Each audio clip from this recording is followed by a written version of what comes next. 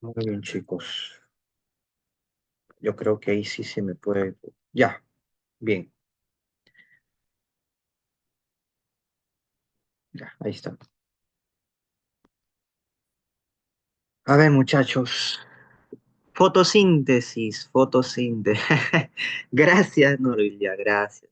Fotosíntesis. Chicos, a ver, ustedes saben que los organismos más antiguos, ¿sí? Los organismos más antiguos oxigenaron la atmósfera por fotosíntesis. ¿Quiénes fueron? Los aceptados hasta la fecha, ¿no? Por ser, son procariotas, te voy dando el dato, son procariotas que hasta el momento se entiende y se acepta que fueron los primeros en realizar fotosíntesis. Por ende, es más, fotosíntesis de tipo, ¿no? Oxigénico, porque liberaban al medio oxígeno molecular y fue pues gradualmente que la atmósfera primitiva pasó de reductora a oxidativa, ¿no? A una atmósfera oxidante. ¿Qué organismos fueron los primeros, son procariotas, en realizar fotosíntesis? Muy bien, por ahí me respondieron, las cianobacterias. Así es, las cianobacterias. Las cianobacterias. Recuerden ustedes, vamos a darte con todo el día de hoy. Las cianobacterias son un grupo de eubacterias, ¿sí? Que realizan fotosíntesis oxígeno, ¿no? Liberan oxígeno al medio. Y fue pues gradualmente que la atmósfera se oxigenó y se fue formando gradualmente la capa de ozono, ¿sí? Antiguamente llamadas algas verde azuladas, porque creían que eran algas y solo pensaban que las plantas y las algas podían hacer fotosíntesis. Pero se dieron con la sorpresa de que existe un grupo de bacterias, ya sabes cuáles son, cianobacterias, que hacían tal función. Ahora, la fotosíntesis que vamos a tocar hoy día es esa justamente, la oxigénica, típico de plantas, típico de algas, típico de cianobacterias. Una de las características de la fotosíntesis es que es un proceso de transducción. ¿Qué significa eso? La energía no se crea ni se destruye, solo se transforma. Principio de la termodinámica, jóvenes. La energía solar proveniente del astro es capturada por estos organismos fotosintéticos, estas plantas, y transforman la energía solar en energía química, correcto, en energía química, glucosa. La fotosíntesis es una reacción anabólica porque en esta reacción vamos a ver cómo se construyen moléculas orgánicas, ¿no? Energéticas, o sea, azúcares, carbohidratos, glúcidos. La fotosíntesis es anabólica porque aquí hay síntesis de glucosa para ser estricto. Y es un proceso discontinuo porque ocurre de día. Es más, ustedes saben que la fotosíntesis tiene dos fases. La primera es dependiente de la luz del día y la segunda no puede ocurrir, la segunda fase no puede ocurrir si no está la primera. Entonces, depende de una fase fotodependiente, diurno. Es endergónico porque en la fotosíntesis se incorpora energía para poder transformar y sintetizar moléculas orgánicas a partir de inorgánicas. Pero para hacer esa transformación o esa síntesis se necesita de energía, de energía luz solar y necesita incorporar, ¿no? O sea, las plantas, los organismos autótrofos, incorporan ese tipo de energía para luego transformarla. Es reductivo porque aquí se va a reducir el carbono del CO2. Una de las características de los autótrofos es que fijan el CO2 como fuente de carbono. Y es que a ese carbono se le va a reducir, es decir, a ese carbono del CO2 le van a hacer ganar, entre comillas, electrones, protones, o sea, hidrógenos. Y así construir una molécula carbonada de 6 carbonos con muchos hidrógenos y también adoptarán oxígeno. Glucosa, pues, reductivo. De estas 6, porque acá falta uno, es un proceso químico, porque hay construcción de moléculas orgánicas a partir de inorgánicas. ¿Por qué te digo esto? Porque para construir glucosa, ¿qué ingredientes necesitas? CO2, agua. Y agua y CO2 son moléculas inorgánicas que por intermedio de una energía solar y por intermedio de unos pigmentos llamados clorofilas principalmente, es posible la conversión y la formación de moléculas orgánicas llamadas azúcar, glucosa. Es un fenómeno químico, es evidente. 6 grandes características de la fotosíntesis, de las cuales al menos usted debe saber de esas 6, 4. Anabólico, endergónico, reductivo y discontinuo. ¿Dónde ocurre la fotosíntesis? Estoy hablando netamente de plantas, chicos, ¿ah? Porque estamos centrarnos primero en plantas. ¿Cuál es el órgano fotosintético por excelencia de la planta? Si te mencionaran en verdadero o falso, ¿no? Las plantas podrían realizar fotosíntesis a nivel de los tallos, ¿verdadero o falso? Las plantas podrían realizar fotosíntesis a nivel de los tallos, ¿verdadero o falso? Verdadero, por supuesto. Las plantas podrían realizar fotosíntesis a nivel de las raíces. ¿Por qué no? Claro, la probabilidad de que haga fotosíntesis por la raíz es baja, pero puede hacer, podría ser. Porque recuerda que hay raíces que no siempre se encuentran por debajo de la raíz, pero por debajo del suelo, ¿sí? O sea, yo digo raíz y tú piensas una estructura que está por debajo del suelo, pero a veces no siempre es el caso, ¿sí? Dicho de otra forma, una planta puede hacer fotosíntesis con todo su cuerpo, con todo su cuerpo vegetal, verdadero. Sin embargo, si tendríamos que nombrar en primer puesto, cómputo general, el principal órgano fotosintético, ¿quién sería? La hoja, ¿sí o no? La hoja. Entonces comenzamos por ahí. Las hojas, ¿ya? Órgano fotosintético por excelencia de las plantas. ¿En qué parte? Que la hoja tiene partes, por supuesto. Por ejemplo, ¿sabes cómo se llama el borde de la hoja? Borde, margen. La punta de la hoja, ápice. El tallito de la hoja, ¿cómo se llama? Peciolo. Ya, ¿y cómo se llaman esas venas? Bueno, yo le digo venas para que tú me entiendas. ¿Cómo se llaman esas venas? ¿Ah? Profesor, arterias, capilares. No, no, no, esto no es un animal, es una planta. Yo le digo venas, figurativo. Realmente, ¿cuál es el nombre correcto? Nerva, nervaduras. Así es, nervaduras. ¿Ya? Nervaduras. Ya. Y quiero que te concentres en la imagen. Mira la imagen de la hoja. Y quiero con tu imaginación puedas quitarle el borde, puedas quitarle el ápice, puedas quitarle el pecíolo y quitarle las nervaduras. Sí o no que te va a quedar como un relleno. Por ejemplo, esto. Un relleno de la hoja. ¿Sí o no? O sea, quítale todas las partes que te he mencionado. Borde, punta, ramita y las venitas, las nervaduras. Te va a quedar un relleno. Ese relleno se llama limbo. Ah, profesor, entonces la parte principal de la hoja donde ocurre fotosíntesis es el limbo, correcto. Vamos a hacerle un corte transversal a la hoja y vamos a observar su grosor de la hoja. Tengo la hoja, le hago el corte transversal a la hoja y vamos a observar su grosor su grosor, pero al microscopio. Hacemos la ampliación y tenemos esto.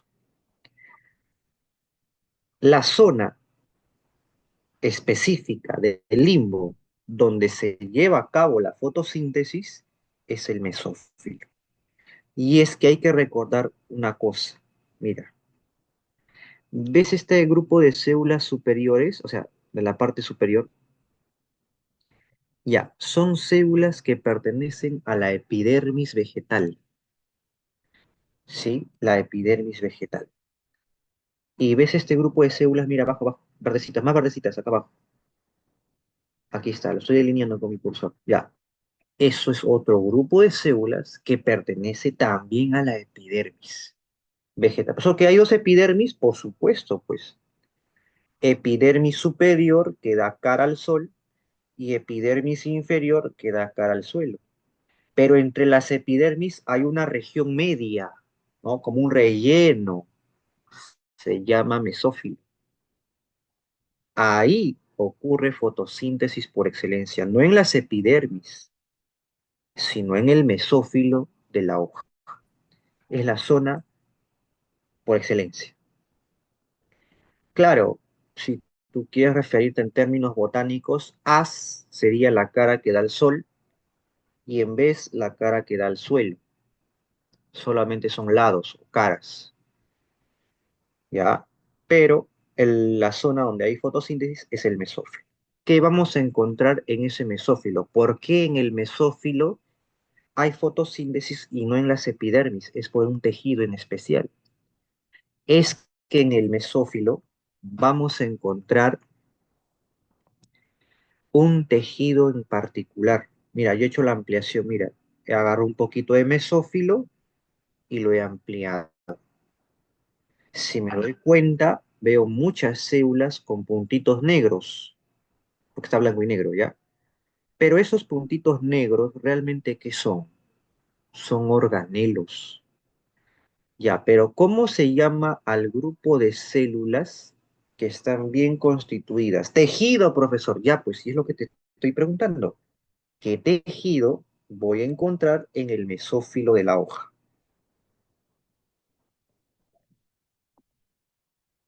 A ver, ¿quién me dice qué tejido? Profesor, ¿tejido meristemático? No.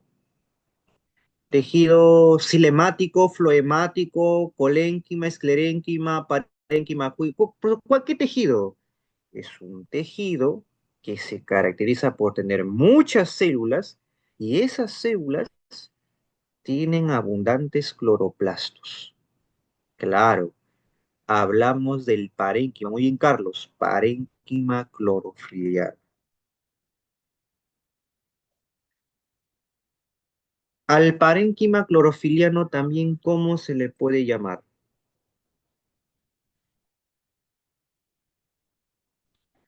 Al parénquima clorofiliano también, ¿cómo se le puede llamar en un solo nombre? Muy bien, Leonardo. Clorénquima. Cuidado, te equivoques con colénquima. La colénquima, ¿qué es la colénquima? A ver, pero ya, tenemos que estar ya. ¿Qué es la colénquima? ¿Qué es la colénquima, Rafael? ¿Qué es eso lo que me has escrito? ¿Un tejido de qué? De sostén, muy bien, Ramos, de soporte. Una colénquima es un tejido de soporte o sostén, profesor, formado por células vivas, ¿no? Formado por células vivas. Su principal propiedad de ese tejido colénquima es brindar ¿qué cosa? Rigidez, ¿no? Elasticidad no, flexibilidad sería el nombre correcto. Así es, flexibilidad. En cambio, el término CLO, clorénquima, se refiere al parénquima clorofiliano, células con abundantes mitocondrias o cloroplastos.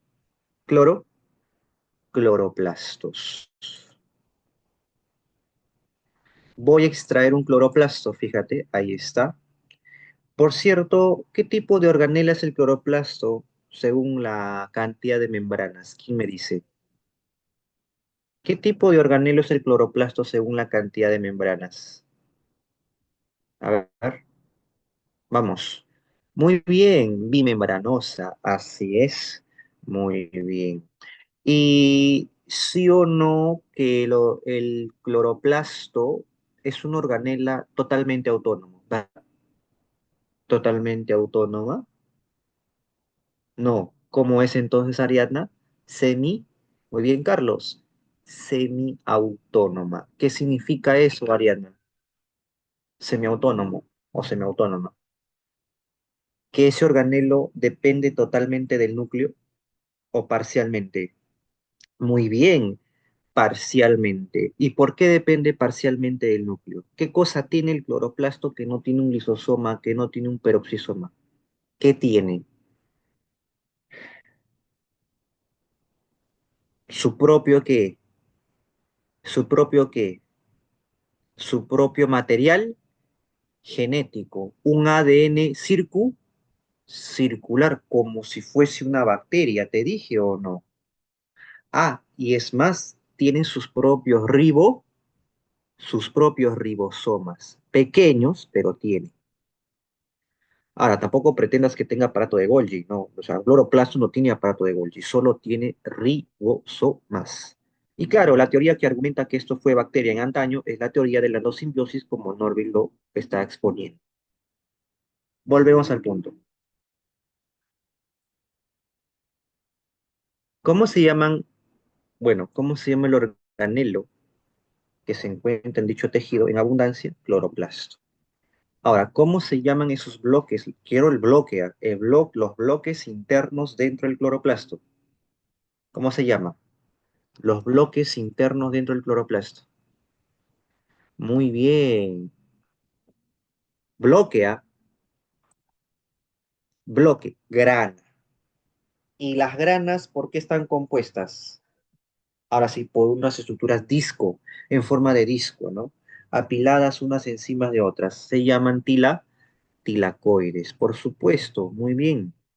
Ahí está una grana, ahí está una grana, y la grana está constituida por un conjunto de tilacoides. ¿Y qué fase ocurre en las tilacoides, muchachos? La fase la fase luminosa, ¿no?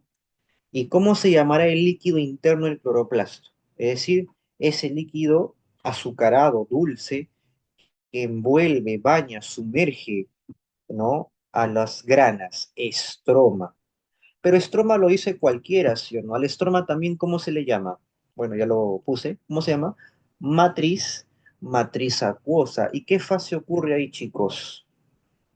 La fase oscura. La fase oscura también, ¿cómo le llaman? Ciclo de Krebs, ¿sí o no? Habla. Ciclo de Krebs, ¿sí? No, pues, ciclo de Calvin-Benson. Cuidado, ¿ah? Ciclo de Calvin-Benson. Muy bien. Entonces, por ahí de repente me preguntará alguien, profesor, ¿y por qué? ¿De qué color son los cloroplastos, chicos? ¿De qué color son los cloroplastos? ¿Ah? ¿De qué, de qué color son los cloroplastos? ¿De qué color son los cloroplastos? Ya, pues, ¿de qué color es la hoja? Verde. Ya, y la hoja es verde porque los cloroplastos son verdes. Pero la pregunta es, ¿por qué los cloroplastos son verdes? Porque tienen un pigmento que les brinda el color verde. No solamente les brinda color verde, sino es un pigmento fotosintético. ¿Cómo se llama ese pigmento fotosintético? Clorofila. Es la única, es la única, no. Hay otros pigmentos accesorios a la clorofila. Escucha, accesorios de complemento. ¿Cómo se llaman los pigmentos fotosintéticos accesorios o de complemento? A ver, caro, carotenoides, ¿no? Ya, pero hay dos tipos, ¿no? El caroteno y falta otro. San, con X, santófila. Así es, son los más, bueno, los más principales, ¿no? Caroteno y santófila. ¿Qué son? Pigmentos que también brindan color y son fotosintéticos, pero accesorios a la clorofila. Ahora, hay dos tipos de clorofila, A y B, ¿ya? Pero quiero que conozcas, quiero que conozcas la estructura de la clorofila. Por acá voy a ampliar. La clorofila está compuesta, estructuralmente hablando, por dos partes. ¿Ves este anillo de acá que está delineando mi cursor? Es un anillo, es un anillo de porfirina, le llaman. Anota ya, anillo de porfirina. Ahí está. También le llaman tetrapirrólico de porfirina o tetrapirrólico y está adherida o está conectada, enlazada por una cadena larga de carbonos. ¿Cómo se llama la cadena larga de carbonos? De carbonos, muy bien, Ronald, fitol. Una cola larga, fitol. Ahora, ¿dónde se encuentra el magnesio? ¿En el anillo de porfirina tetrapirrólico o en el fitol? En el anillo de porfirina, profesor. En el centro del anillo, magnesio. ¿Ah? Claro que su forma activa es catión divalente, ¿no? Muy bien. Bueno, por ahí me preguntaban licopeno. Bueno, licopeno es un pigmento más para coloración, para rojo, claro. No tanto es fotosintético, pero sí la xantofila y los carotenoides, ¿ya? Muy bien. Entonces, clorofila. ¿Ya, chicos? Clorofila. Un detalle. ¿Dónde se encuentran las clorofilas?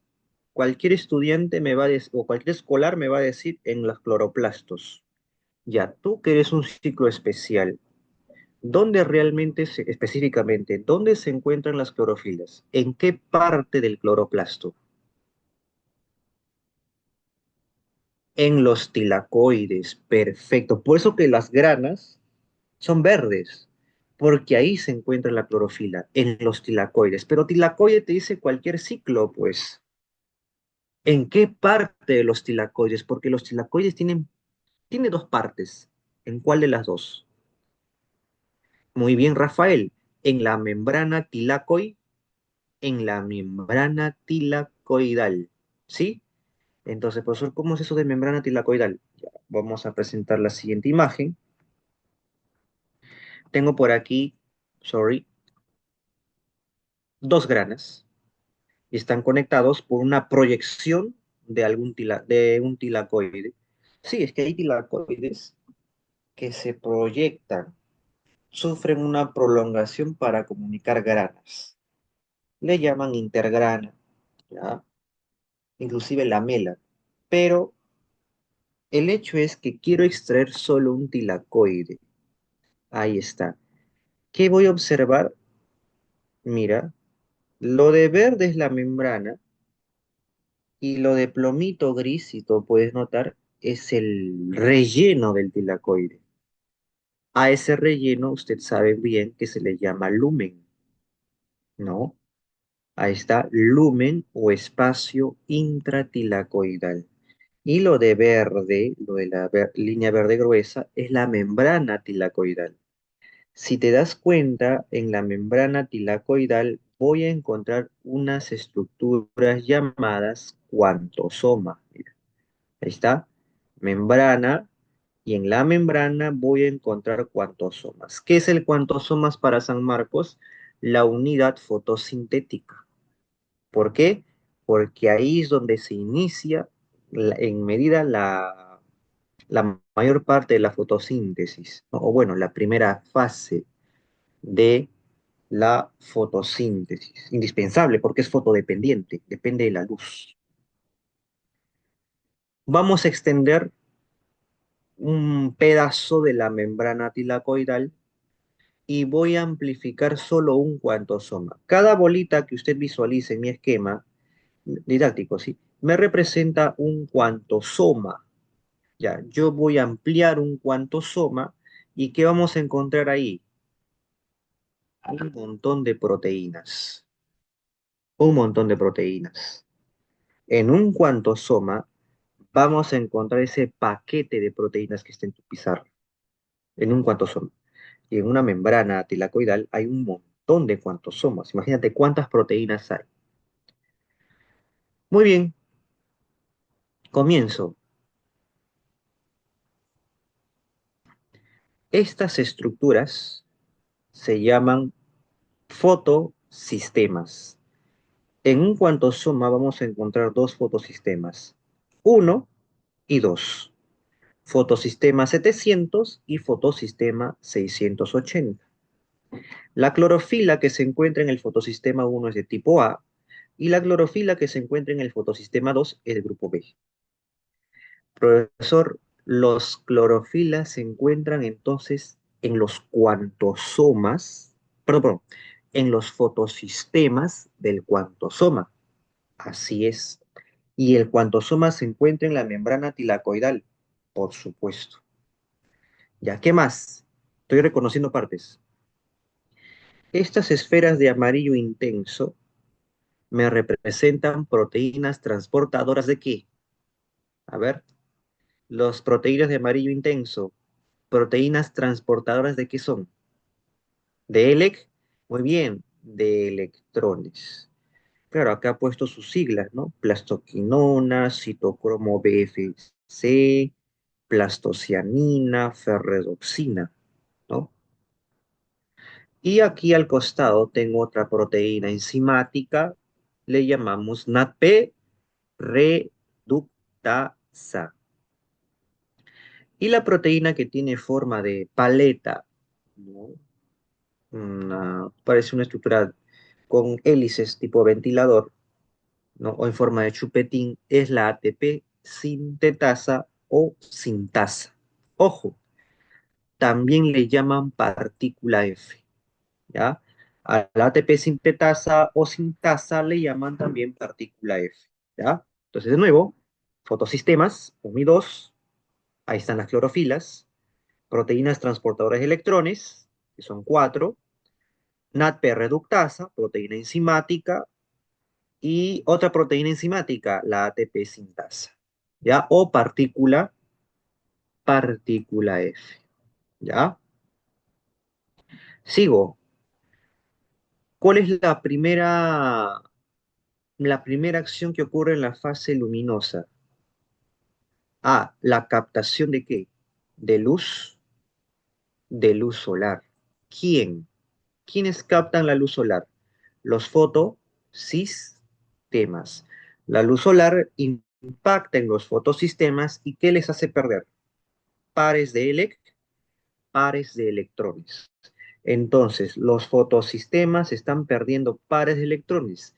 Los fotosistemas se están excitando por impactos de luz solar. Esos electrones se van a movilizar a nivel de la membrana. Ahora, escucha, los electrones que pierde el fotosistema 2, ¿a dónde va a terminar? Termina en el fotosistema 1. Pero para que pueda llegar al fotosistema 1, tiene que atravesar por una serie de proteínas transportadoras de electrones.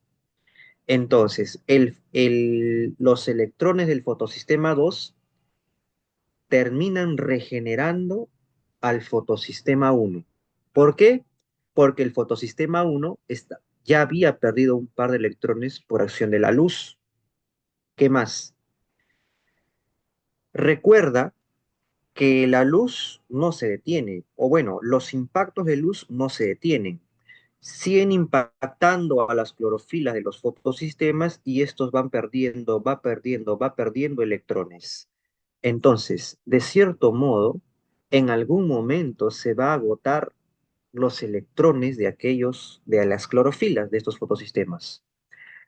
No hay ningún problema para la fotosistema 1 porque termina regenerándose cuando recepciona electrones del fotosistema 2. Estos electrones, estos electrones que fueron despojados, estos electrones que fueron despojados por el fotosistema uno, vamos a dejarlo en stop un momento. Estos dos que salieron del fotosistema 2 ya llegaron al uno y restauraron al fotosistema uno. La pregunta es, ¿quién restaura el fotosistema 2 si no hay fotosistema 3? Ah, debajo, debajo, debajo del fotosistema 2 vamos a encontrar una proteína. ¿Qué proteína? La proteína Z. ¿Ya? A la proteína Z también, ¿cómo se le llama, chicos? Proteína, proteína, manganeso, ¿ya? Proteína manganeso o complejo manganeso, ¿sí? Complejo manganeso. Después le voy a poner los nombres. Por ahora solo estoy narrando el flujo, ¿ya? Ahora, ¿qué sucede con la proteína manganeso? Ah, va a recibir a la molécula de agua que obviamente se ha absorbido previamente en la raíz. El agua asciende, ¿sí? Asciende por capilaridad y transpiración de la planta hacia las hojas e impactan, donde terminan impactando en el cuantosoma de los tilacoides. ¿Pero en qué parte? En las proteínas Z. ¿Y qué sucede cuando el agua impacta y cuando el agua tiene relación con el complejo manganeso? Fácil. Se, descom se descompone, el agua se oxida. ¿Por qué? Porque va a perder sus hidrógenos, y es más, sus hidrógenos se descomponen en pares de electrones y en pares de protones, y se libera oxígeno al medio. Ahora, yo aquí he puesto oxígeno molecular o dos, pero es que sucede que no solamente llega una molécula de agua, van a llegar tantas moléculas de agua que cuando se liberen los oxígenos solitarios, estos tienen que adquirir estabilidad química y se juntan de dos en dos. Y eso es lo que se va a liberar al ambiente como subproducto, ¿ya? El O2 a este nivel es un subproducto de la fase luminosa. ¿Qué pasaría con los electrones del agua? Bueno, serán utilizados por el fotosistema 2. ¿Para qué? Para restaurarlo. Entonces, el uno es restaurado por el fotosistema 2 y el fotosistema 2 es restaurado por los electrones que el agua ha donado. Para donarlo, ha tenido que descomponerse o oxidarse. Ahora, el problema sería cuando la planta no es regada o no tiene acceso a agua. Si la planta no tiene acceso a agua o no ha sido regada, entonces el primer fotosistema en verse dañado seriamente es el fotosistema 2, pues. Claro que sí. Y el fotosistema 2 es verde porque tiene clorofila. Entonces, como está perdiendo electrones y no recibe electrones de agua, ese fotosistema 2 se vuelve de verde a amarillo, verde amarillento, y luego pasa a amarillo, y luego pasa a anaranjado, y luego se seca. Entonces, esto provocaría en la planta justamente el cambio de color en las hojas de la planta y su próxima mm, degradación. Si fallece el fotosistema 2, fallece el fotosistema 1 porque ya no tendría quien lo regenere. Entonces, así se van destruyendo las clorofilas por los impactos continuos de luz. Ahora, la luz no viaja en línea recta, la luz viaja en onda. Bueno, según la teoría de la dualidad de Albert Einstein, viaja en onda y en partícula. ¿Cómo se llaman esas partículas que son paquetes de energía que viajan de forma ondulatoria? Fotones, claro. Entonces, los fotones son realmente los fotones, los paquetes de energía, impactan en las clorofilas, las excitan, haciéndoles perder electrones, y ya conoces el sistema de regeneración.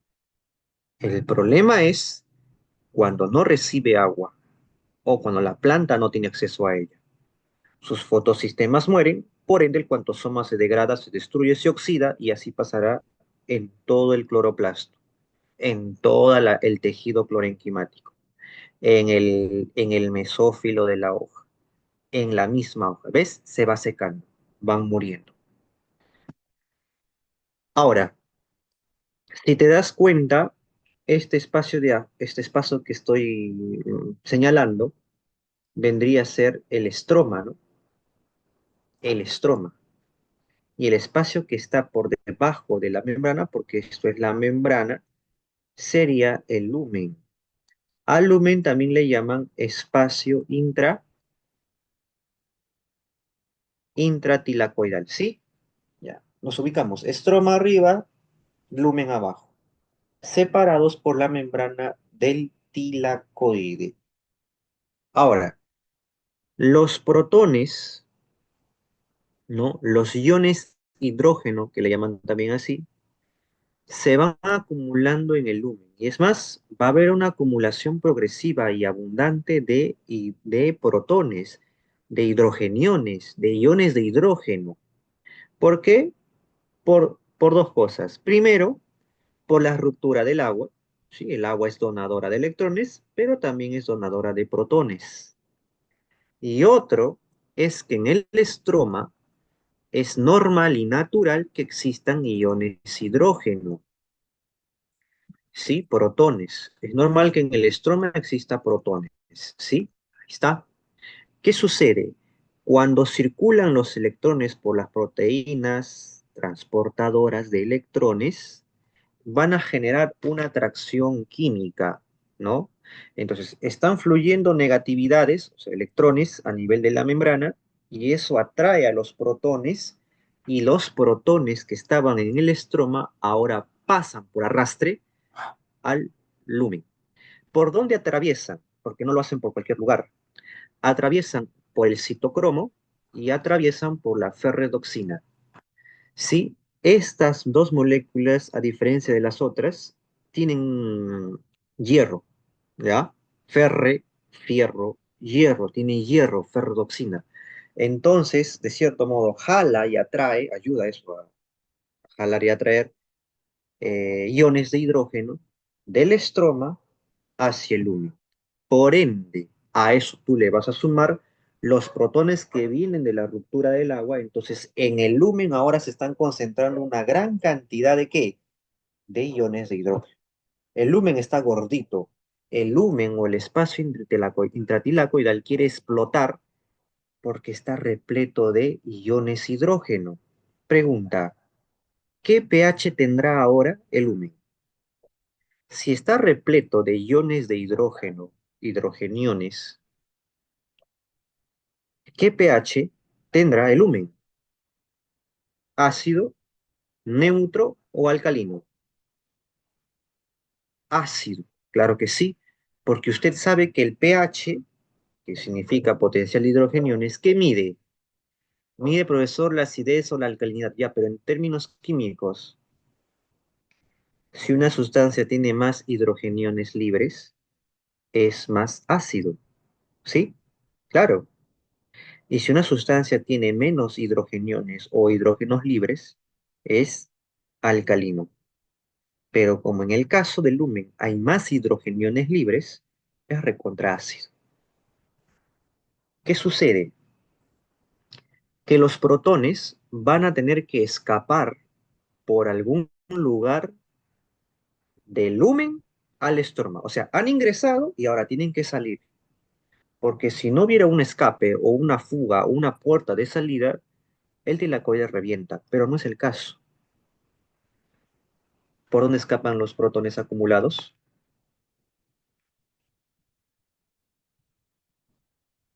¿Ya?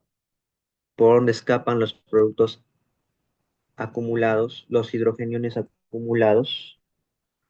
Ajá, ya lo viste, ¿no? Por la ATP sintetasa, ¿no? Así es. Entonces, ahí está, los protones y los hidrogeniones o iones de hidrógeno libre van a atravesar la ATP sintasa o partícula F.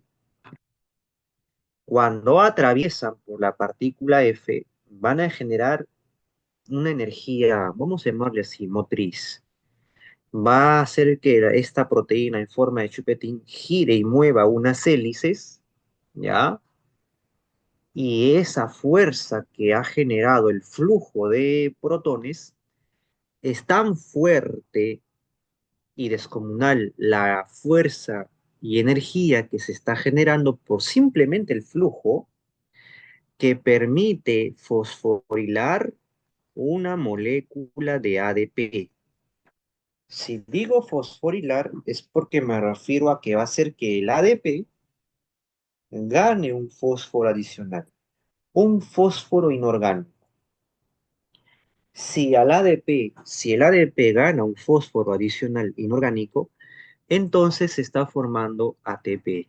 ¿A nivel de dónde? De la ATP sintetasa. Ojo, no es posible la formación de ATP o no es posible la formación, la fosforilación del ADP si es que no existe flujo de protones sobre ella. A ese flujo de protones sobre ella, ¿cómo se le llama? Quimiósmosis, ¿no? Quimiósmosis. ¿No? Se le llama quimiósmosis. Ven a ver. Mm, ahí está. Se le llama quimiósmosis, ¿no?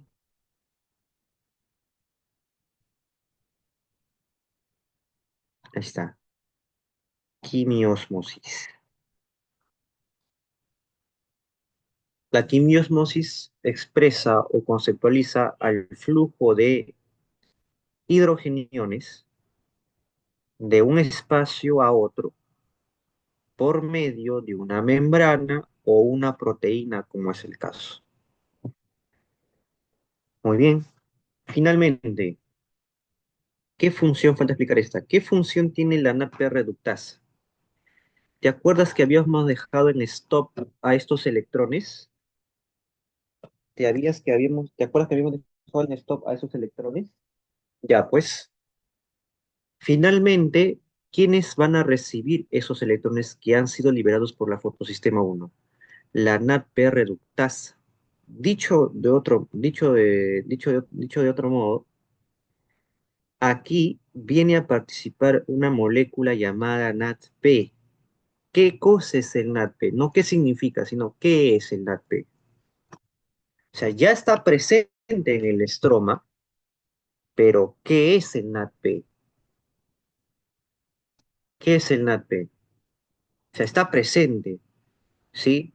Es más, sus siglas es muy, muy conocido las siglas, ya, pero ¿qué es realmente el NADP? Esa es la función, ¿no? Ya, pero ¿qué es? ¿De dónde proviene? ¿De dónde proviene? No viene de la nada. O sea, sí está presente en el estroma, pero proviene o es precursor o es la transformación de algo. En realidad, deriva de dos bases nitrogenadas, no de una, de dos. Pero, pero, el NADP se forma por presencia de vitamina B3, o sea, la vitamina B3 es prácticamente niacina, ¿sí? Niacina, correcto. O ácido nicotínico también se le llama. Niacina o ácido nicotínico. La B3 es muy importante en este caso para poder formar NADP. Y el NADP actúa como una coenzima. Ahora, si yo te hablo de coenzimas, usted piensa en proteína. Lo que pasa es que no todas las proteínas son coenzimas. Hay coenzimas que no son proteína. O hay, de otra forma, hay coenzimas no proteicos. Ejemplo de ello es el NADP. Ejemplo de ello es el NAT que haremos en respiración y el FAT. Son cofactores no proteicos.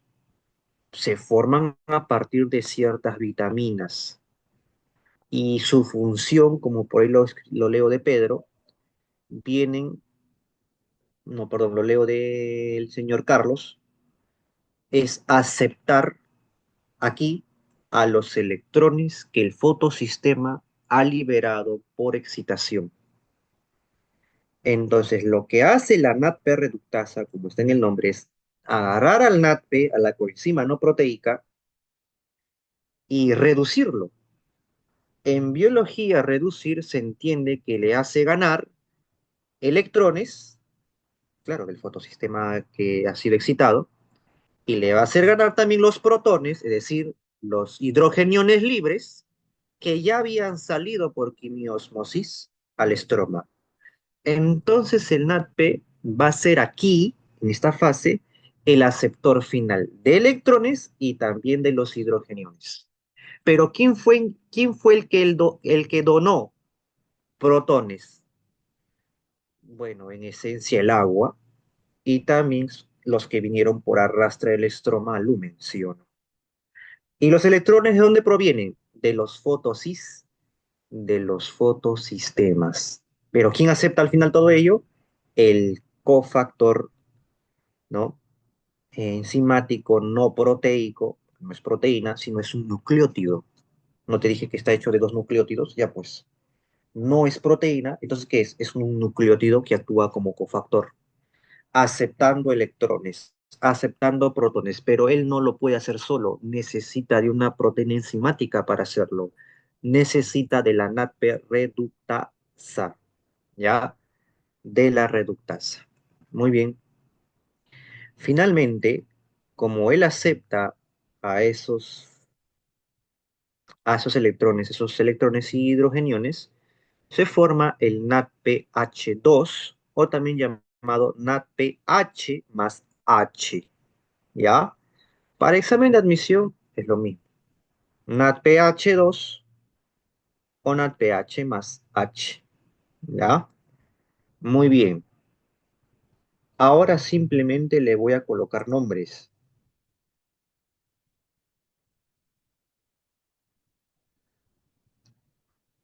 Le vamos a colocar nombres. No hay que olvidar que el oxígeno obtenido en el medio, porque termina a parar ahí, proviene de la ruptura del agua. Entonces, hay aquí una importancia crucial a nivel ecológico. Las plantas, las algas y las cianobacterias se caracterizan, en común las tres, porque realizan fotosíntesis de tipo oxigénica, o sea, son capaces de liberar oxígeno al ambiente mediante la fotosíntesis. Te digo esto porque hay organismos que hacen fotosíntesis y no liberan oxígeno al medio. Liberan otros subproductos, pero no es O2. ¿A quiénes me refiero? ¿A quiénes me refiero? O sea, con aquellos organismos que hacen fotosíntesis, pero no liberan oxígeno. La fotosíntesis que estoy haciendo ahorita es oxigénica. Ah, típico de alga, típico de planta, típico de cianobacteria. Pero hay un grupo de microorganismos que hacen fotosíntesis, pero a diferencia de la otra, es que no libera O2. Ah, ese tipo de fotosíntesis en la que no se libera O2 es la anoxigénica. ¿Quiénes la realizan? Muy bien, dos grupos, bacterias verdes o clorobacterias y las bacterias rojas o púrpuras. O sea, son otro grupo de bacterias. Si no liberan oxígeno, ¿qué cosa liberan? ¿Quién me dice? Si no libera oxígeno, ¿qué libera? Muy bien, azufre molecular o otros compuestos inorgánicos. pero no oxígeno molecular. Por eso es anoxigénica. Ahora, solo para cerrar ideas, ¿quién es la molécula principal donadora de electrones y protones? El agua. ¿Quién es la molécula que acepta al final, en esta fase, a los electrones? El NADP. Y a los protones también, pues. Muy bien, muy bien. Entonces, primer paso, fotoexcitación, primera etapa de la fase luminosa. Las clorofilas de los fotosistemas pierden pares de electrones. ¿Por qué? Por impactos de luz, fotones, paquetes de energía que impactan en la clorofila. Pregunta, ¿qué parte de la clorofila realmente pierde electrones? ¿Qué parte de la clorofila pierde electrones? O sea, ya sabes que la clorofila se excita, ¿no? Pierde electrones, pero ¿qué parte de la clorofila pierde electrones? ¿Mm? O sea, ¿te acuerdas que la clorofila tiene anillo de porfirina y fitol? ¿Sí? Ya. ¿Qué parte de la clorofila pierde los electrones? O sufre esa pérdida, ya, de electrones. Muy bien, Ronald, el anillo de porfirina. ¿Por qué el anillo de porfirina? Porque en su centro, ¿quién está? En su centro, ¿qué bioelemento está? El magnesio. Ah, realmente los electrones que se despiden son del magnesio. O sea, los electrones que se van perdiendo por fotoexcitación son del magnesio. Son del magnesio. Entonces, él sufre las repercusiones de los impactos de luz, fotón, fotón, fotón. Claro, por eso tiene carga, pero no hay problema porque son restaurados con los protones del agua, que son cedidos o donados. O por la regeneración de otro fotosistema, ¿no? Porque el 2 regenera el uno. ¿Ves? Muy bien. Cerrando ideas. Paso número 2 a la fotólisis del agua, que consiste en la ruptura de la molécula del agua, o también le llaman así, ¿no? Oxidación del agua. Claro, ¿por qué sería oxidación? Porque el agua está perdiendo hidrógenos. Y si una molécula pierde hidrógenos, es oxidación. Si una molécula gana hidrógenos, eso es reducción. Claro, para biología.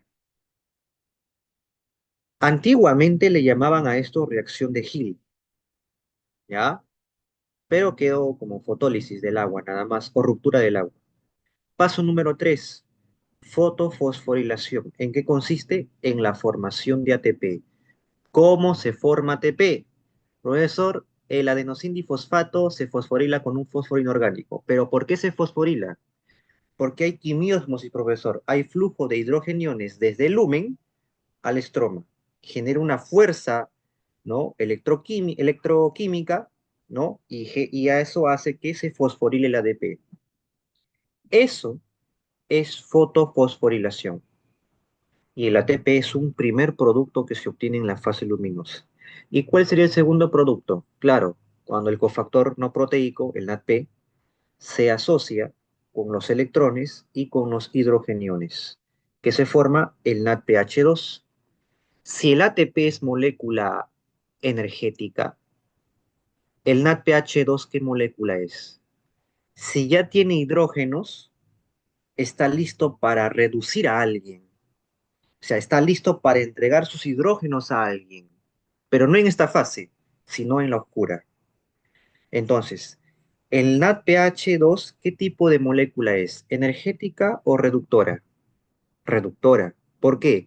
Porque en algún momento el NADPH2 va a ceder sus hidrógenos a otra molécula, o sea, va a reducir a otra molécula, pero en la fase oscura.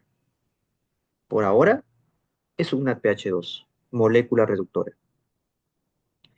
Segundo producto de la fase luminosa son dos más un subproducto que vendría a ser el oxígeno molecular. ¿Ya? Muy bien. Aquí, bueno, un poco de leyenda. Plastoquinona, ferredoxina, citocromo BF, plastocianina son proteínas transportadoras de electrones. En algún texto dice feofitina, que va a ser lo mismo, ¿sí? Y la proteína Z, que es el complejo manganeso. Recuerda que el manganeso, como clase de bioelementos, funciona también como que, como un cofactor enzimático. ¿Te acuerdas? Como un cofactor enzimático. Y justamente ayuda a que el agua se oxide, se rompa, se destruya, se lise. Muy bien, ¿cuáles son los productos que se van a usar en la siguiente fase? ATP y NADPH, NADPH2, ¿sí o no? Así es. Muy bien, ya. ¿Dónde ocurre la fase oscura? En el estroma, ¿no? En la matriz acuosa. ¿Con qué molécula comenzamos la fase oscura, muchachos? Con una molécula de 5 carbonos y con un fósforo. ¿Cómo se llama? Ribulosa monofosfato o también le especifican ¿no? Ribulosa 5-fosfato, ¿no? Ribulosa 5-fosfato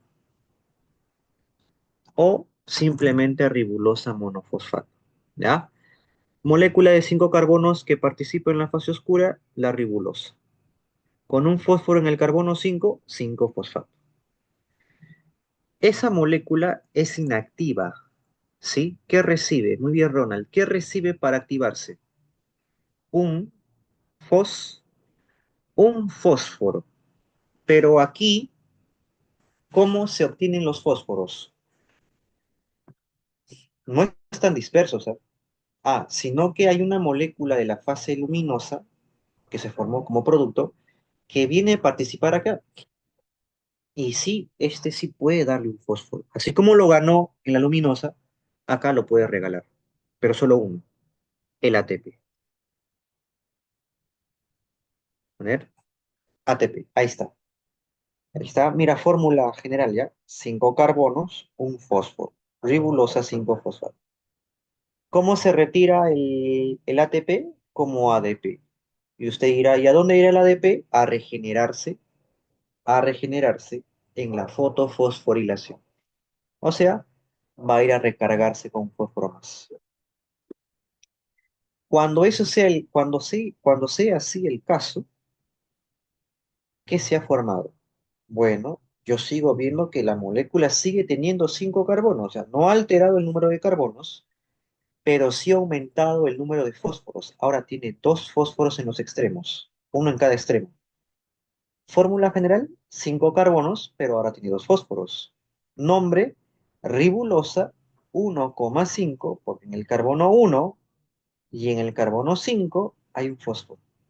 Como en general hay dos, bi o di es lo mismo, difosfato. Aquí he evidenciado en esta primera parte cómo se ha activado la ribulosa difosfato, gracias a la fosforilación del ATP, de un ATP.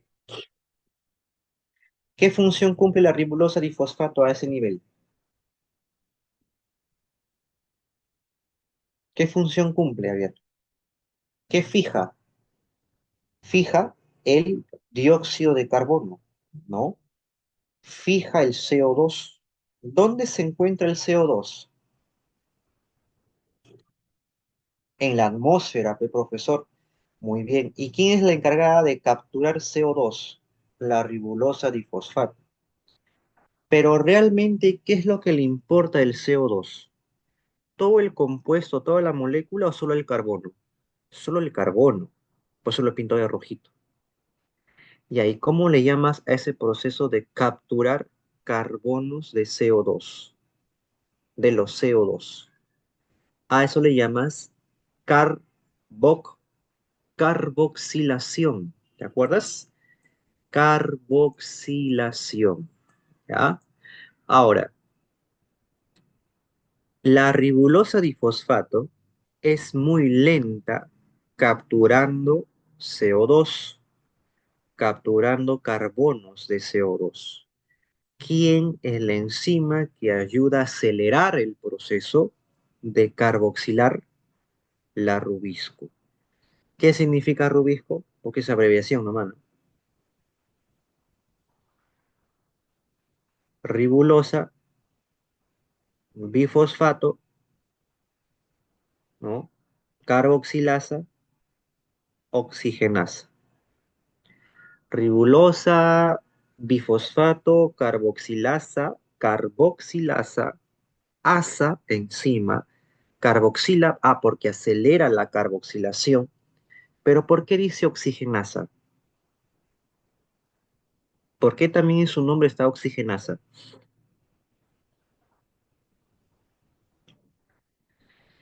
Porque la rubisco también acelera y participa en la captura de oxígeno molecular. O sea, lo ideal es que la ribulosa difosfato capture CO2, carbonos del CO2, con ayuda de la rubisco.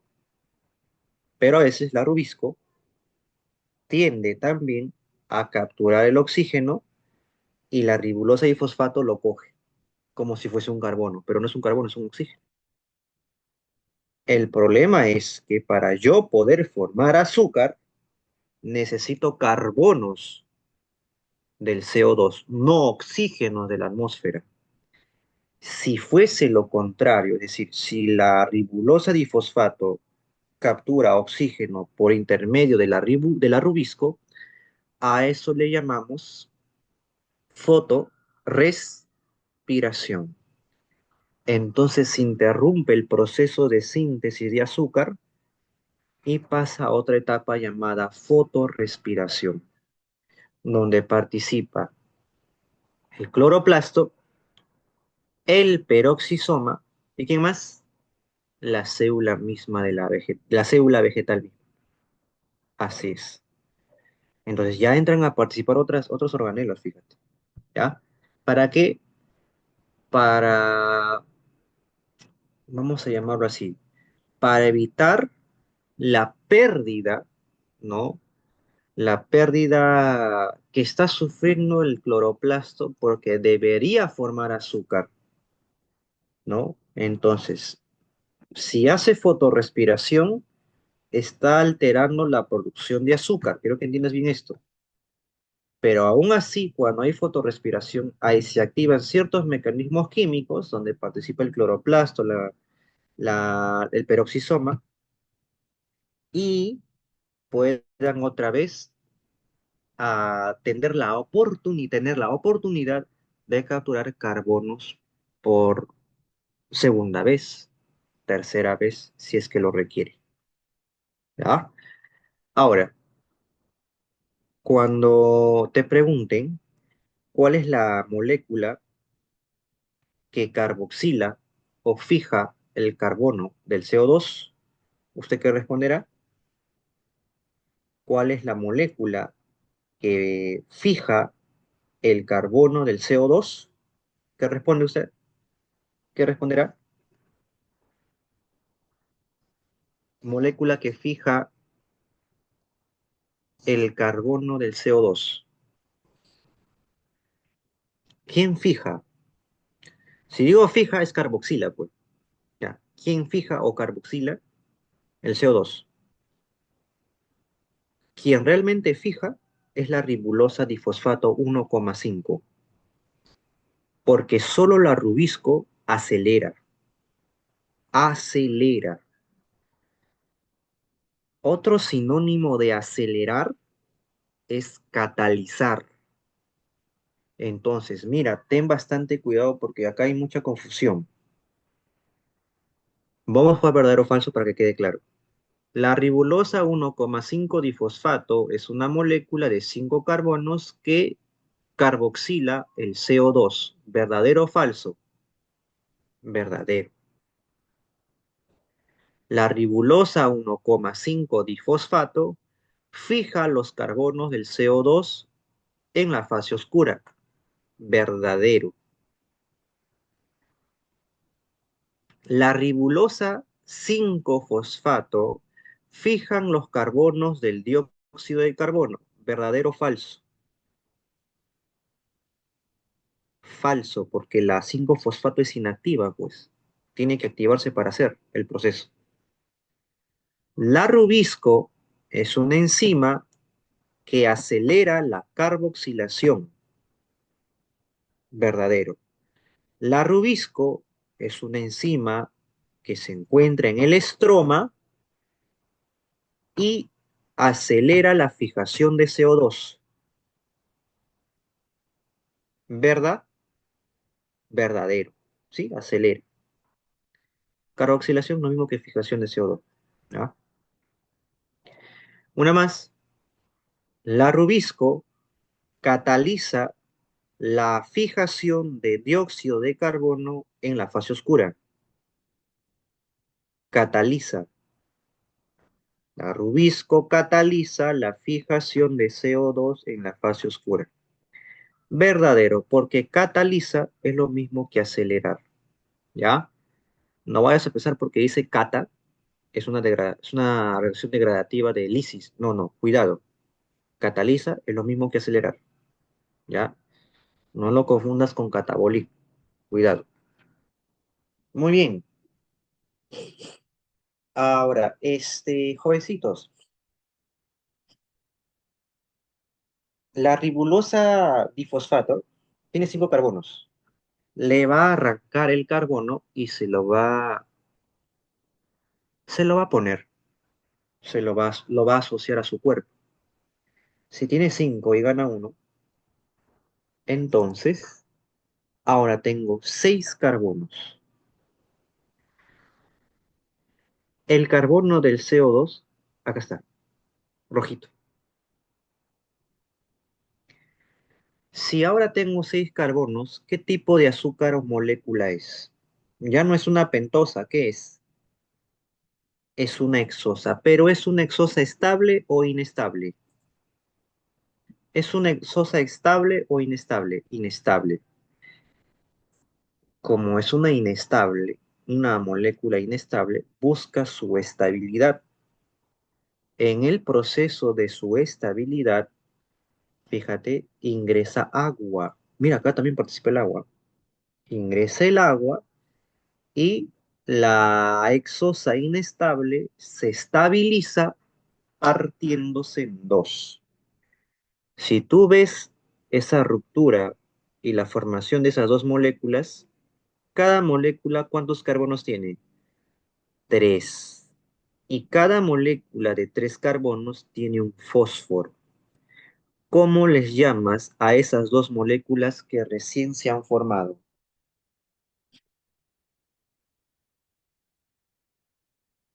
Fosfo, muy bien, ahí está. Fosfogliceratos. Dos fosfogliceratos. También les llaman ácidos fosfoglicéricos. Es lo mismo, ¿ya?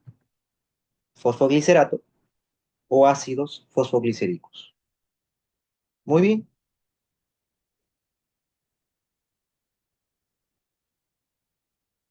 Simbología, PGA. PGA es la abreviación de fosfoglicerato. Cada PGA tiene 3 carbonos y un fósforo. ¿Está? ¿Quiénes participan a este nivel?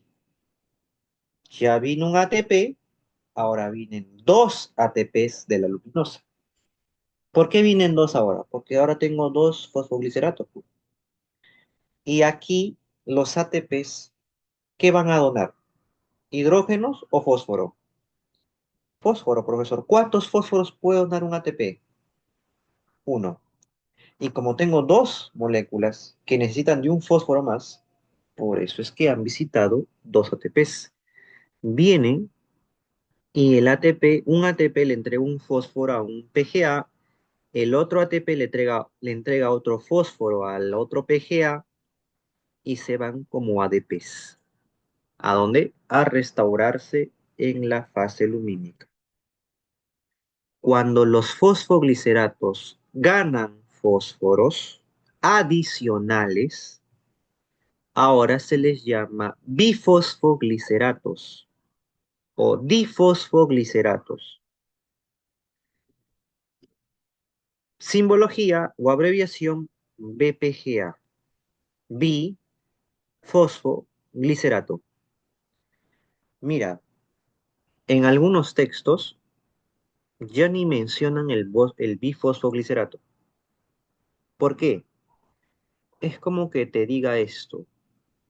Los bifosfogliceratos que ahorita se acaban de formar en mi pizarra, en esencia, son fosfogliceratos. Solo que el nombre es un tantito diferente, chiquito, porque ha ganado solo fósforo. Pero en esencia, sigue siendo fosfoglicerato. Es por eso es que ya no colocan el nombre, sino de frente dicen, ¿no? El fosfoglicerato se fosforila con ATP y lo que dice, mira, y también reciben hidrógenos del NADPH2. O sea, de frente ya te lo pone. Acá te lo he desmenuzado. El fosfoglicerato gana fósforos, se forma bifosfogliceratos, y los bifosfogliceratos ahora ganan hidrógenos. ¿De quién? Del NADPH2. ¿Te acuerdas que te dije hace un rato en la luminosa, acá, esto no? El ATP es una molécula energética, y eso creo que claro está. El NADPH2, ¿qué tipo de molécula es? No es energética, ¿qué es?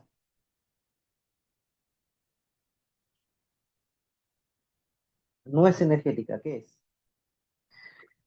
Reduc, reductora, ¿no? Claro, es una coenzima, ¿no? El NADP es una coenzima, pero el NADPH2, ¿qué función va a cumplir en la fase oscura? Reductora. ¿Y eso cómo tú me lo puedes explicar? Ah, es que el NADPH2, como ya tiene hidrógenos, en algún momento ese NADPH2 con sus hidrógenos, él va a agarrar sus hidrógenos y se los va a dar a alguien.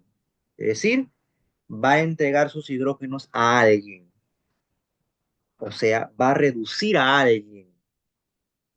Él se va a oxidar porque va a perder los hidrógenos en algún momento y lo va a reducir a alguien. Alguien se va a reducir y él se va a oxidar. Pero aquí no, en la fase oscura te dije. Y es lo que estamos haciendo ahorita. Ese alguien es el bifosfoglicerato. Entonces, el bifosfoglicerato, los dos bifosfogliceratos, están recibiendo los hidrógenos del NADPH2. Entonces, ¿qué estoy viendo solo en este pedacito? Que el bifosfoglicerato se está reduciendo o se está oxidando. A ver, dime tú. Si está ganando los hidrógenos del NADPH2, el bifosfoglicerato se está reduciendo, se está oxidando, se está reduciendo. ¿Y qué le está pasando al NADPH2 si está perdiendo los hidrógenos? ¿Se está Se está oxidando. ¿Y eso han preguntado alguna vez? ¿Ya? Eso han preguntado alguna vez. Muy bien. Entonces, ¿van a ganar hidrógenos, profesor? ¿No? Sí, van a ganar hidrógenos. ¿Ya? ¿Y cómo se retiran los NADPH2? Como NADP e irán a la fase luminosa otra vez a cargarse con hidrógenos. ¿Ya? Muy bien. Jovencitos, abro paréntesis. Si te dicen que los fosfogliceratos se fosforilan por ATP y se reducen por NADPH2, eso también es correcto. ¿Por qué? Te acabo de decir. Los bifosfogliceratos, en esencia, ¿qué son? Fosfogliceratos. Solo que aquí está desmenuzado. Así que no lo vayas a tomar como que son dos moléculas diferentes. No, no son diferentes. Tal vez químicamente sí, porque uno tiene más fósforo que el otro. O sea, un fósforo más que el otro. Pero en esencia son lo mismo. ¿Ya? Ten cuidado con eso. ¿Ah? Así que si te dicen, ¿no? Oye, ¿los fosfogliceratos se reducen con NADPH2? Por supuesto, se reducen. ¿Ya? Para eso hay que leer el contexto, la pregunta y las alternativas. Por favor. Te pueden preguntar, marque la incorrecta, marque la correcta. ¿Ya? Y si te ponieran los dos, por ejemplo, los fosfogliceratos se reducen gracias al NADPH2. Los bifosfogliceratos, ahora dicen, los bifosfogliceratos se reducen con el NADPH2. Ya, si te ponen dos que son tentativamente marcables, tú vas a marcar la específica, bifosfoglicerato. Pero si no hay ese detalle de especificidad, tómalo como si fuese igual. Punto. Cierro paréntesis. Ahora, ¿qué sucede aquí? Cuando los bifosfogliceratos, o entre comillas, los fosfogliceratos, ganan los hidrógenos, se reducen por el NADPH2, se transforman ahora sí en otra cosa, fosfogliceraldehídos. Simbología, pegal. Cada pegal sigue teniendo tres carbonos y solo un fósforo. Ahora tú me dirás, profesor, ¿cómo que un fósforo? Si tenía dos, si había ganado ya. Es que aquí se pierden los fósforos. O sea, lo han ganado por un momento y ahora lo pierden. Porque este ciclo está resumido. Y ahí están, mira, sus dos fósforos.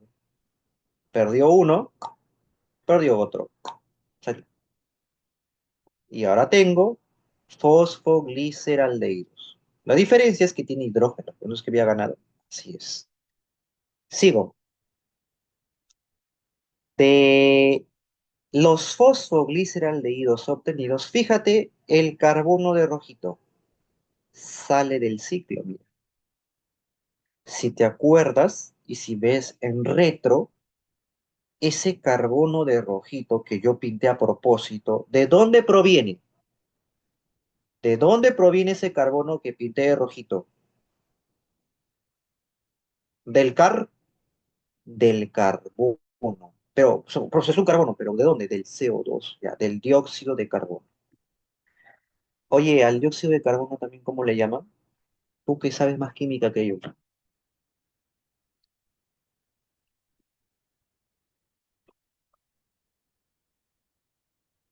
Muy bien, Ariadna.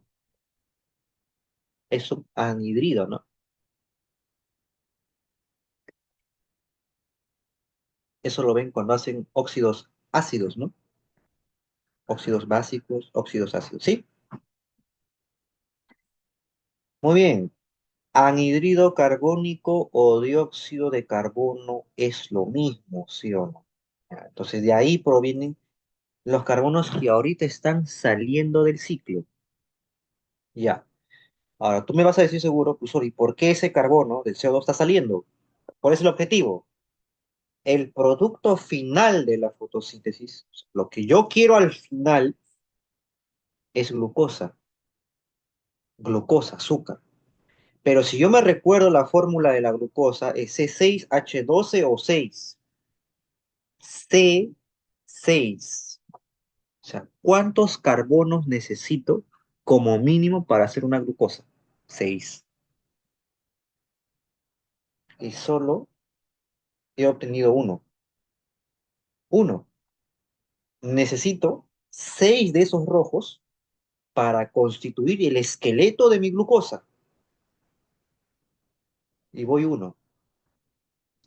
Significa que se debe capturar otro CO2 y pasar por la misma ruta y salir por acá.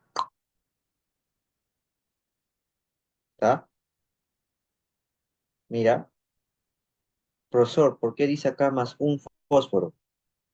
Lo que pasa, fíjate aquí, para que este carbono pueda escapar y salir del ciclo, necesita liberar su fósforo. O sea, hasta el momento tengo tres fósforos que ahorita se te van a ir del ciclo. Están a punto de escapar ya de salir. Y ha sido necesario este último para que, para que este carbono pueda salir. Entonces, como yo quiero formar 6 carbonos continuos, que así es la glucosa químicamente, necesito capturar 6 veces CO2 y hacer 6 rutas para que por 6 vueltas pueda formar, mira, recién lo que es una glucosa. O sea que en una vuelta, profesor, solo hay un carbono, sí, pues.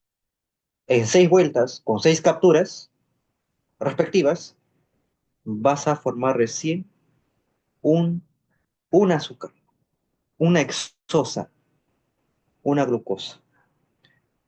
Ahora, este carbono que salió al inicio está aquí.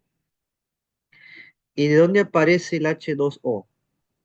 De acá, pues mira, ¿ves?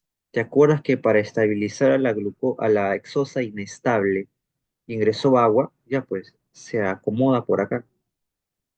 Y por 6 vueltas que ahorita voy a balancear, recién formarás a una hexosa.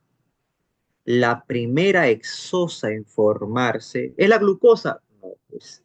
La primera hexosa en formarse es la fructosa.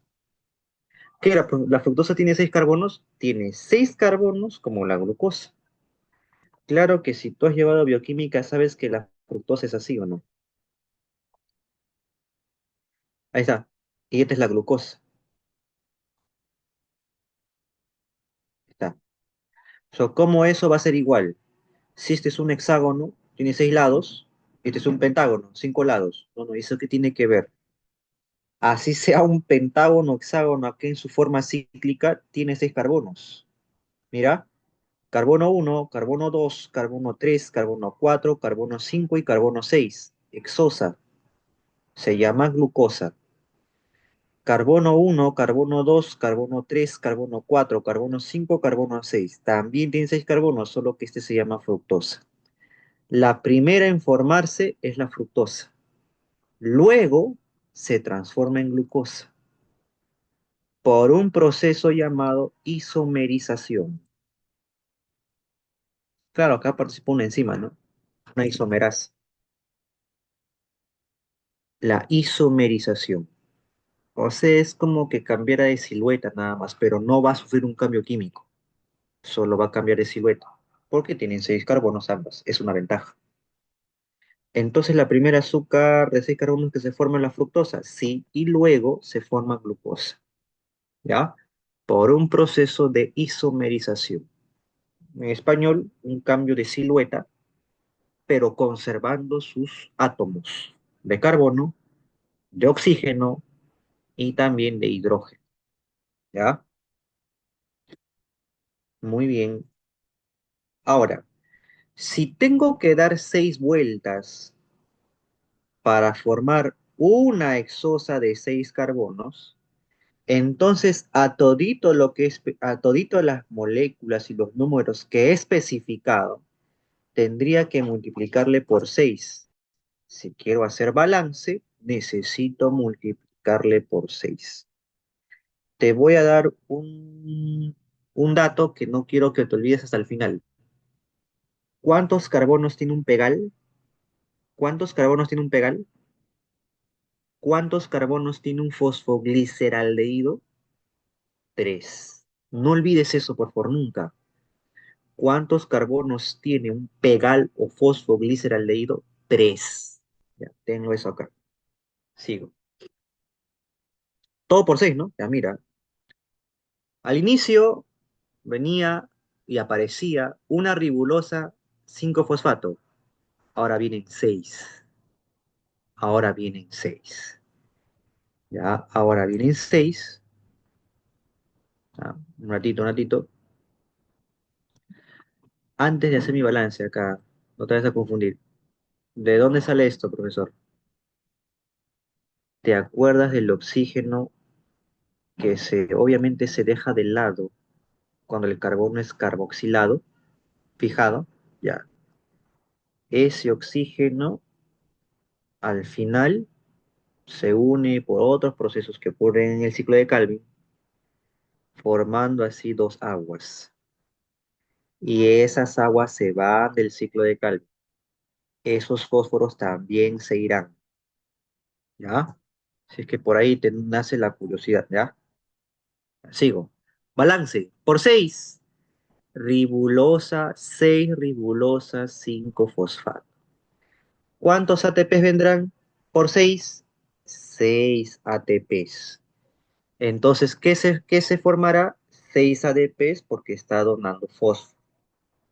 ¿Cuántas moléculas se activarán? 6. Ahora habrán 6 ribulosas difosfatos. ¿Cuántos CO2 se carboxilarán? 6 CO2.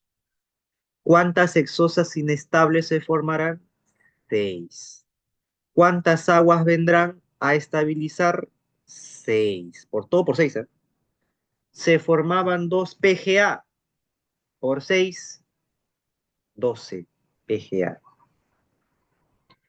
Venían 2 ATPs, ¿no? Por 6, 12. ¿Cómo se van? Como 12 ADPs.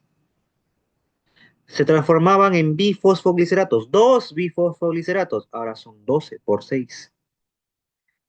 Venían 2 ATPs, perdón, 2 NADPH2 por 6. Ahora vienen 12 NADPH2. ¿Cómo se van? Como NADP, 12 NADP. Y los hidrógenos en los bifosfogliceratos. Cuando los bifosfogliceratos se reducen, ganan los hidrógenos en que se transforman en fosfogliceraldehídos. En dos, ¿no? Ya, pero por 6, 12 fosfogliceraldehídos. Hasta aquí, hasta la obtención de 12 pegal. ¿Me ha seguido? ¿Sí? Hasta la formación de 12 pegal. ¿Me ha seguido? ¿Sí? Confírmame. Ya. Ahora, te lanzo una pregunta. ¿Cuántos carbonos tiene un pegal? Un pegal nomás. 3. Ya. Ten ahí nomás tu 3. ¿Cuántos carbonos tiene una fructosa? ¿Cuántos carbonos tiene una fructosa? 6, ¿no? Ya, 6. Si un pegal tiene 3 carbonos y yo quiero algo de 6 carbonos, ¿cuántos pegal tengo que usar para formar algo que tiene 6 carbonos? 2. Entonces, muy bien, 2. Entonces, de mis 12 pegal, 2 salen del ciclo para formar fructosa, porque un pegal tiene 3 carbonos. 2 pegal harían 6 carbonos. Y es lo que quiero para formar fructosa con 6 carbonos. Pero si de 12 le quito 2, profesor, ¿cuánto te queda? Si de 12 le quitas 2, ¿cuánto te queda? Te queda 10, ¿no? Ya, ¿y qué pasa con esos 10? Mira, ya ahí está, mira, los 12 pegal, de los 12, 2 pegal salen del ciclo para formar fructosa. La diferencia, o sea, 10, vuelven a ser ribulosa monofosfato. O sea, regeneran a ribulosa. Ahora demostremos matemáticamente. ¿Cuánto es 6 por 5 carbonos? ¿Cuánto es 6 por 5? 30 carbonos. Muy bien. De los 12, 2 salieron. Me queda 10. ¿Cuántos carbonos tiene un pegal? ¿Un pegal cuántos carbonos tiene? 3. 10 por 3 carbonos, 30 carbonos. Ahí están tus ribulosas, pues. Está exacto. Entonces, está exactísimo. 10 pegal regeneran a 6 ribulosas monofosfatos, que luego se activan y serán difosfatos. Ah, ¿verdad, no? Entonces, solamente para hacer un azúcar, para hacer una fructosa, para hacer una glucosa, necesitas 2 pegal. Exacto. 2 pegal. Ya está. Ahora, otra cosa por acá, para matizar con un poco de matemática por aquí. Si alguien me preguntara, ¿no? Profesor, ¿y cómo realmente sé que estos carbonos son del CO2? O sea, ¿cómo sé realmente que esos carbonos son del CO2? Que esos 6 carbonos son del CO2, de los de 6 CO2. Mira, ¿cuántos? Acá, voy a hacer matemática, ¿no? 6 por 5, 30, ¿no? 30 carbonos, ¿ya? 6 por 5. Sigo teniendo 30 carbonos, ¿eh? Ya. Cuando gana 6, porque 6 carbonos está ganando, haré 36 carbonos, ¿sí o no? Claro, 6 por 6 carbonos, ahí está puesto 36. Sigo, 12 por 3, 36. Claro, porque tus 6 están de acá, provienen de aquí. Esos 6 adicionales provienen de ahí. 12 por 3 sigo siendo 36. Sus 6 adicionales son provenientes de 6 carbonos del CO2. Entonces, igual, 12 por 3, 12 por 3 sigue siendo 36 carbonos. De esos 36, 6, acá está pues, 6 carbonos salen del ciclo y 30 carbonos, 10 pegal, serán 30 carbonos, regeneran a ribulosa fosfato. Realmente esos 6 son del CO2, nada más. Ahora voy a ponerle nombres nada más, ¿ya? Primera etapa de la fase oscura, carboxilación. ¿Qué significa eso? La fijación del CO2 de atmósfera a la ribulosa difosfato. ¿Quién la cataliza? ¿Quién acelera el proceso? La Rubisco. Muy bien. Paso número 2. Acá está. Paso número 2, la reducción. ¿En qué consiste la reducción? El NADPH2 dona sus hidrógenos, reduce al fosfoglicerato o al bifosfoglicerato, si también quieres entenderlo así, y gracias a esa reducción, el fosfoglicerato, ¿en qué se transforma? En fosfogliceraldehído. Mira si te preguntaran, ¿no? ¿Cómo se obtienen fosfogliceraldehídos? ¿Por reducción de fosfogliceratos o por oxidación de fosfogliceratos? ¿Qué marcas? ¿Cómo se obtienen fosfogliceraldehídos? ¿Por reducción u oxidación de fosfogliceratos? Por reducción. Por reducción. Ahora, otra cosa muy similar a eso, ¿ah? ¿Cómo se forman fosfogliceraldehídos? ¿Por reducción de NADPH2 o por oxidación de NADPH2? A ver, por oxidación de NADPH, porque ellos se van a oxidar, es evidente, porque van a perder los hidrógenos. Excelente. Muy bien. Entonces, en eso consiste la reducción. Cuidado, no es fotorreducción. Fotorreducción es una etapa de la luminosa, donde se forma NADPH2. Esto solamente es reducción.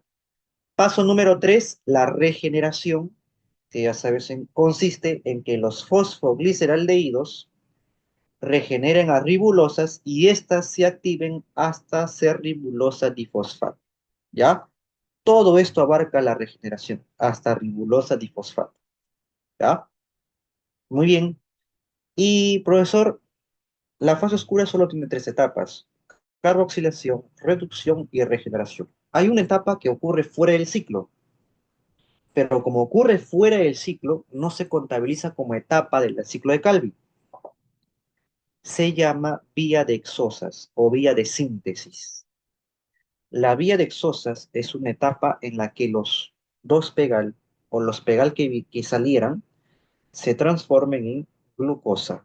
Claro, el primer azúcar sería la fructosa, ¿no? Y luego la conversión por isomerización a glucosa, ¿ya? Entonces, la vía de exosas no es una etapa de la fase oscura porque ocurre fuera del ciclo, ¿ya? Muy bien. Balance. ¿Cuántos pegal necesito para formar un azúcar de 6 carbonos? Respóndeme. ¿Cuántos pegal necesito para formar una glucosa? 2. Si yo quisiera 10 glucosas, ¿cuántos pegal necesito? Yo quiero 10 glucosas, ¿cuántos pegal necesito?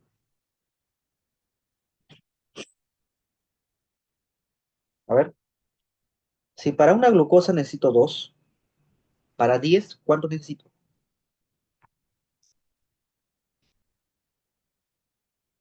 Muy bien, 20. Aritmética, en relación de 1 a 2 o de 2 a 1. Si quiero 100 glucosas, ¿cuántos pegal necesito? 200. Muy bien.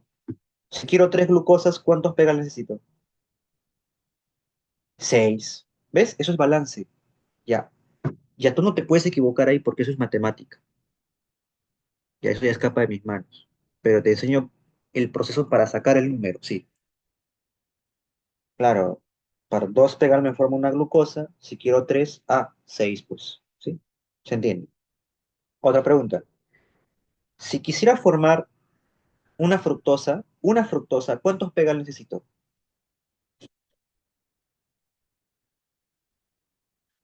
Dos. Muy bien.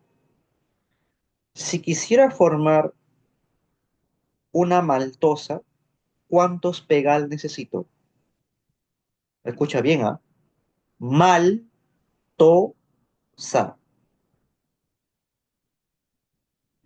Maltosa. ¿Seis o cuatro? ¿Quién da más? Maltosa nomás. Quiero una maltosa. ¿Cuántos pegal necesito? ¿Qué cosa es una maltosa? ¿Me puedes decir? Que me he olvidado yo. ¿Qué es una maltosa? Ah, pero ¿qué es? ¿Qué es? ¿Qué es? ¿Qué es? Ya sé. ¿Qué es? ¿Qué es? Dime, ¿qué es? ¿Un lápiz? ¿Qué es? ¿Una proteína? ¿Qué es la maltosa? Un disacárido. Muy bien, te tomo la palabra, Ariana. Ya, y ahora sí díganme ustedes, ese disacárido, ¿por qué monosacáridos está conformado? Por una glucosa más otra glucosa, ¿no? ¿Sí? Ya. Galactosa, no, cuidado, ¿va? Maltosa, maltosa, maltosa. Glucosa más glucosa nomás, ¿sí o no? Ya, ahora, para formar esta primera glucosa, ¿cuántos pegal necesito? Dos, pues. Y para formar otra glucosa, ¿cuántos pegal necesito?